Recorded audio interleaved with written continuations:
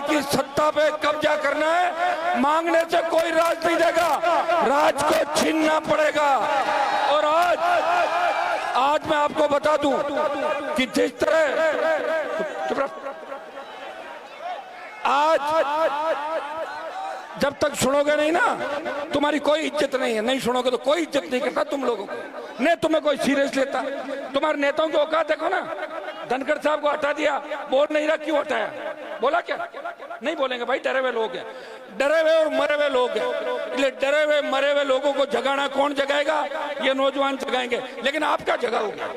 आप तो खुद आधे ज्यादा नशे में पड़े रहते हो। कोई स्मैक खाता है, कोई एमडी खाता है, कोई थोड़ा दूसरा काम करता है, तेज गाड़ियां चला के एक दूसरे पे चढ़ा देते हो। समझदार बनो, कोई नहीं पूछ रहा तुम्हें लेके सरकार सीरियस नहीं। सिर्फ मैं लड़ रहा हूं इसलिए तुम्हारी पूछ है। अगर कल मैं लड़ाई बंद कर दूं तो तुम्हें 50 साल और गुलाम रहना पड़ेगा। क्या ये चाहते हो क्या? तो चुपचाप छोड़ो मेरी बातें, बकवास मत करो बीच में। शर्म आती नहीं तुम लोगों को? क्या वजह? कोई नारों से कोई सरकार बदली है क्या? वोट डालना सीखो, इंतजार करना सीखो और अपने नेताओं का सम्मान करना सीखो। जिस तरह घूम रहे हो, धक्के मार रहे हो, क्या कभी नेता नहीं देखा क्या? ये हेलीकॉप्टर नहीं देखा तुमने? नहीं देखा ना? हाँ तो बोलो देखा है। पहले भी लाया था और लाऊंगा, चाहे उधार लेके जमीनें बेचनी पड़ जाए, तुम्हारा सम्मान बढ़ाऊंगा। लेकिन तुम अपने आप को काबिल बनाओ कि सम्मान के काबिल हो। जिनके लड़ता हूँ वही मर जाता है, जिसको लाता हूँ वो बिक जाता है, जिसको मनाता हूँ नेता वो बिक जाता है, वो भाग जाता है, वो जाता है और कांग्रेस बीजेपी में जाके उनके पैर छूते जाके। तो भाई ये व्यवस्था है। और हमें 22% आबादी को राजस्थान में बताना है कि शेड्यूल कास्ट के भाइयों को साथ लेके हम राजस्थान की सत्ता पे कब्जा करेंगे।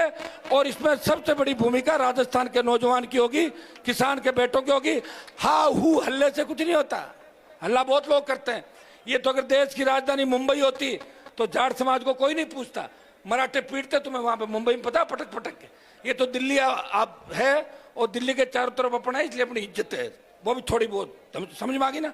कोई कैबिनेट मंत्री नहीं तुम्हारा, बीजेपी वाले तुम्हें कुछ नहीं मानते और इन्हें कांग्रेस मानती। कर्नल सोनाराम की लाश को मोर्चरी में डाला, सतपाल मलिक को सम्मान नहीं दिया और धनखड़ को किस तरह भगाया, दूध में जब मक्खी को फेंकते हैं। तुम्हें कोई सीरियस नहीं लेता क्योंकि तुम अभी समझदार नहीं हो और समझदार होने में समय लगेगा। मैं भी 28 तक ही लड़ूंगा। 28 के बाद अगर तुमने सफलता नहीं दी तो मैं भी दूसरे रंग में रहूंगा। मेरी जिंदगी खराब करने के लिए पैदा नहीं हुआ, मेरी जिंदगी खराब कर दूं और तुम्हें तैयार करूं और तुम दूसरे दलों के अंदर भाग जाओ। मैं धंधा नहीं कर रहा हूं। आज तेजाजी महाराज का सुरचुरा का कार्यक्रम है, यहाँ बलिदान था, इसलिए मैं आपके बीच आया हूं। और पिछली बार मैं जब आया था उससे 10 गुना जोश आपके अंदर है, लेकिन जोश में होश रखना है। समझ में आ गई? होश इतना रखना है कि जैसे मैं निकलूं साइडों में हो जाओ, अंदर पड़ते हो लग जाएगी और ऐसा लगता है कि मैं सबसे मिल नहीं पा रहा हूं। मेरी खुद की यूं लगता है मुझे क्या हो गया इन बच्चों के, क्यों ऐसे टूट रहे हो? क्या देखा नहीं क्या मुझे? हमेशा बीच में तो रहता हूं आपके।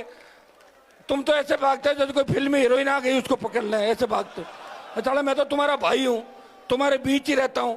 इस तरह मत करो, उसको आराम की भी जरूरत है, वो परेशान भी रहता है, एक अकेला लड़ रहा है इस देश के अंदर। उसे ताकत दो, मजबूती दो।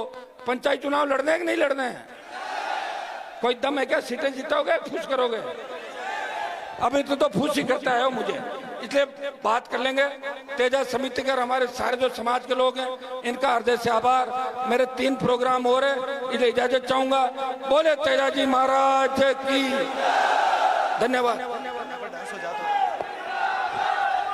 हेलो